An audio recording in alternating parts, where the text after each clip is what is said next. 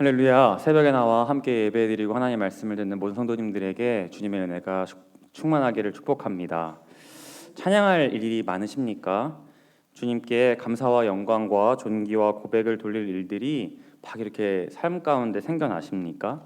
그렇다면 너무너무 감사한 일입니다. 그럴 때마다 주님께 마음껏 찬양하시기 바랍니다.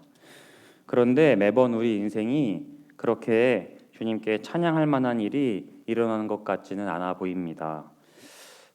제가 그저께만 하더라도 벌써 짜증과 분노의 일이 저한테 있었습니다.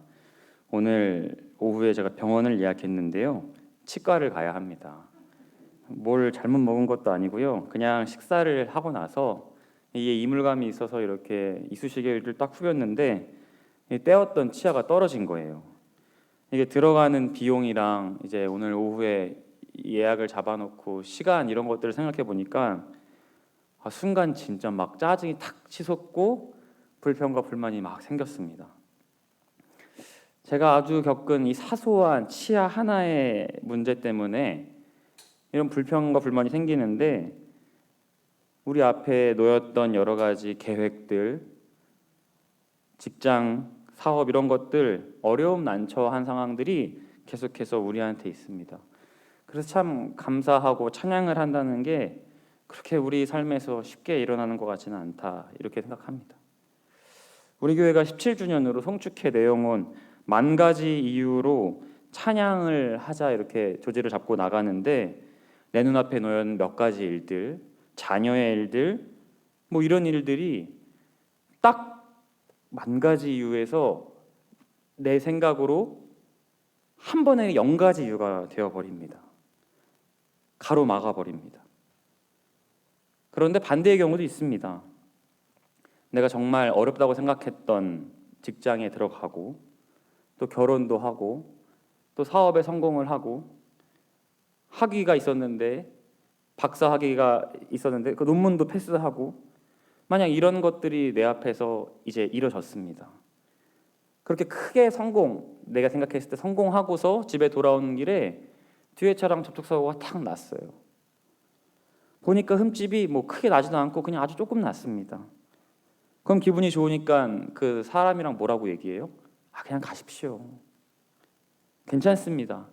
이러면서 대인배가 됩니다. 이깟 사고는 아무런 나한테 영향을 끼치지 못합니다. 그러면서 그 사람한테 이제 한마디 하는 거죠. 혹시 예수님 믿으세요? 저는 늘 예수님 믿으니까 이렇게 감사하고 행복하답니다. 예수님 믿으세요? 이렇게 얘기하고 덕담도 한마디 해주고 하나님 나에게 진짜 오늘 계약의 건도 잘해주셨는데 이렇게 이 사람을 만나는 것도 어떻게 보면 주님의 뜻이었나 보다 그러면서 흐뭇해하면서 찬양을 막 룰루랄라 부릅니다. 이 사람은 찬양할 거리가 10,000가지가 됩니다. 오늘 하나님 계약해 주셔서 계약 감사, 교통사고를 통해서 한 사람을 만나게 해주셔서 예수님 전하게 할 수 있으니까 감사.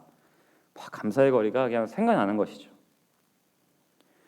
이 겉보기에 완전히 달라 보이는 두 사람, 한 사람은 찬양이 뚝 끊어졌고 한 사람은 어떤 상황인데도 찬양하는 모습으로 보이는 완전히 상반된 모습처럼 보이지만 사실 이 안에는 아주 무서운 공통점 한 가지가 들어 있습니다.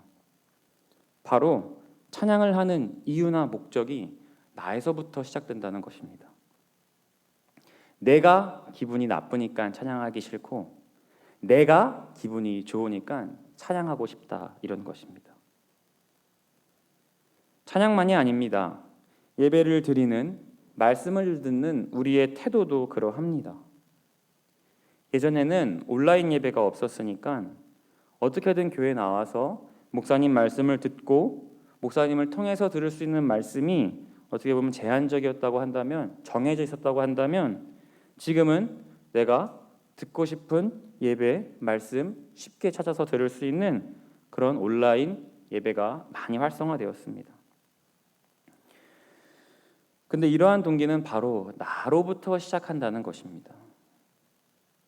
사실 하나님의 말씀을 사모하고 예배를 드리고 싶다라는 그 마음은 너무너무 소중하고 그 동기는 참 귀한 마음이지만 그러나 한번 진지하게 생각해 볼 것은 선포되는 어떤 말씀이 나의 지적인 동의, 나와 같은 진영의 논리, 나의 귀를 즐겁게 해주는 이야기, 즉 내가 듣고 싶은 이야기가 들려졌을 때 나는 은혜 받은 예배, 내가 큰 은혜를 받았다 이렇게 생각할 때가 있다는 것입니다.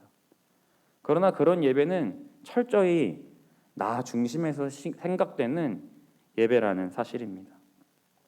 그럼 이 나중에 어떻게 되냐면 하나님을 경배하고 예배하는 것이 목적이 되어야 하지만 내가 은혜를 받는 것이 목적이 되어버린다는 이야기입니다.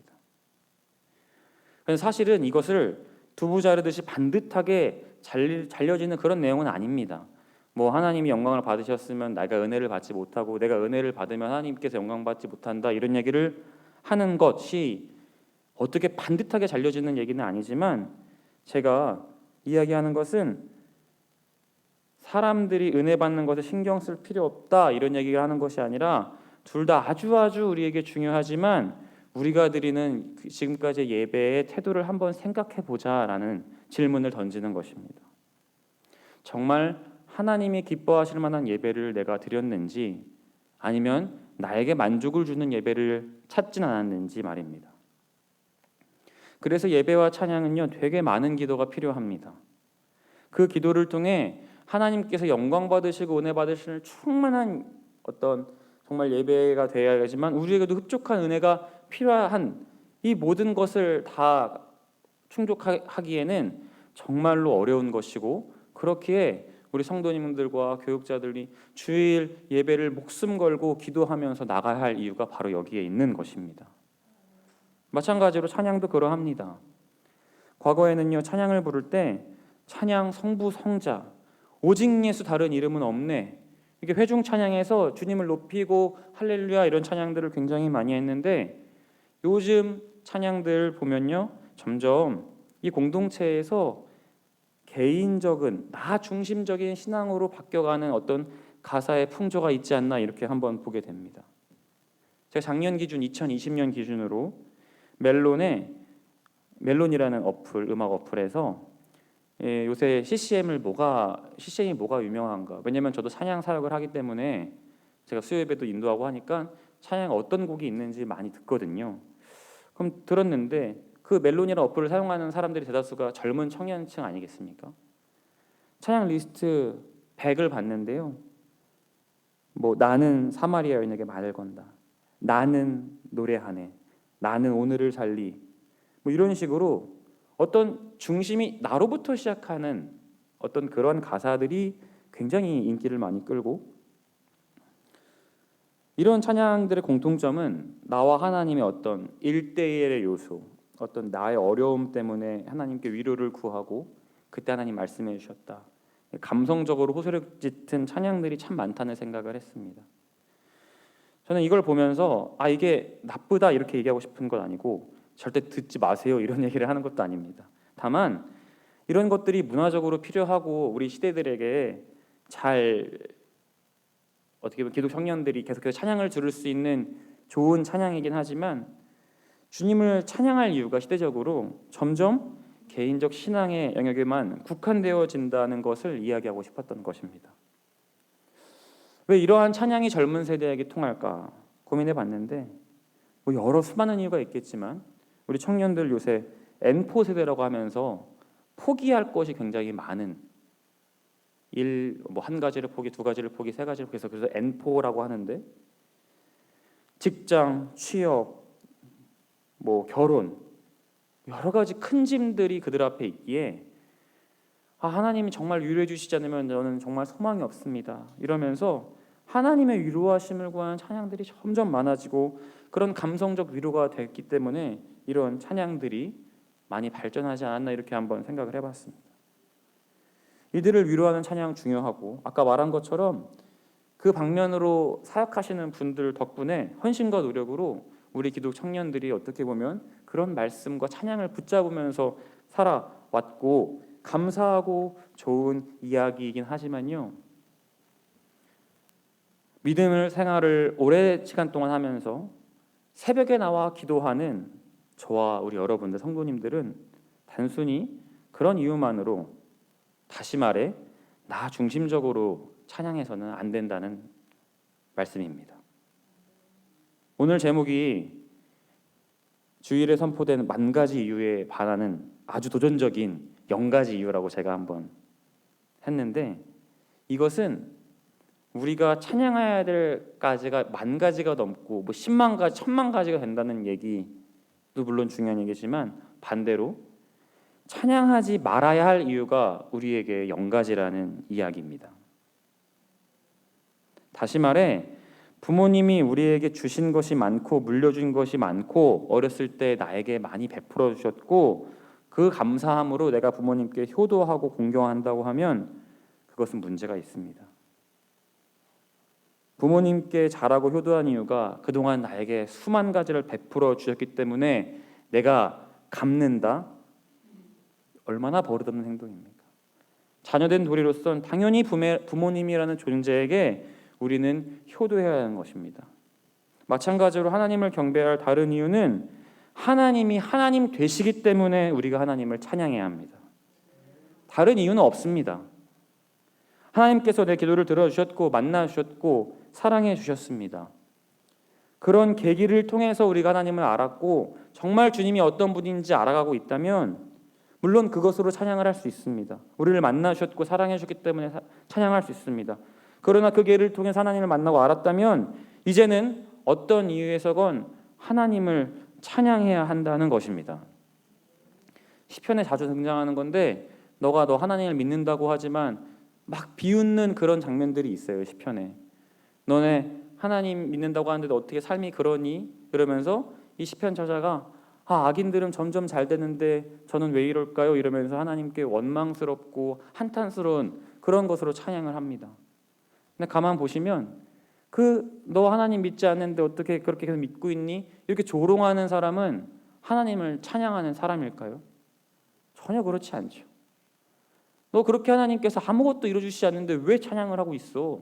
차라리 욕을 해. 이러면서 막 비방과 조롱과 조소거리로 이 사람을 놀립니다. 그런데 그 다음에 나오는 그 시편의 하자는 어떻게 해요? 주님을 찬양합니다. 나의 삶과는 어떠한 것도 중요하지 않고 나는 그분을 알기 때문에 내가 찬양을 한다. 이러면서 당당하게 찬양 고백을 해나가는 것입니다. 하나님은 하나님 되시기에 우리 믿는 사람은 마땅히 하나님을 찬양해야 합니다. 여전히 내 기분에 따라 내 중심으로 찬양해서 그렇게 하고 있다면 어쩌면 그것은 찬양이 아니라, 물론 찬양이 될 수 있지만 내 기분 좋은 흥얼거림일 수도 있다는 아주 무서운 것들이 그 안에 숨어 있습니다. 오늘 우리가 읽은 1, 2절 말씀 함께 읽겠습니다. 1절, 2절입니다. 시작. 할렐루야, 여호와의 종들아 찬양하라. 여호와의 이름을 찬양하라. 이제부터 영원까지 여호와의 이름을 찬송할지로다. 아멘. 어떠한 상황 가운데서도 늘 하나님을 찬양하는 저와 모든 성도님 되시기를 주님의 이름으로 축복합니다. 기도하겠습니다. 하나님 아버지, 우리가 찬양하지 말아야 할 이유가 0가지입니다. 하나님 아버지, 주님께서 그동안 베풀어 주신 수많은 은혜, 하나님 갚을 수도 없고, 하나님 아버지 정말 주님 앞에 찬양밖에 돌릴 수 없는 것들이 우리들의 인생입니다. 오직 하나님이 하나님 되심을 인정하고 늘 찬양으로 나아가는 우리 모든 명성제일의 가족들 되게 하여 주시옵소서. 존귀하신 예수님 이름으로 기도합니다.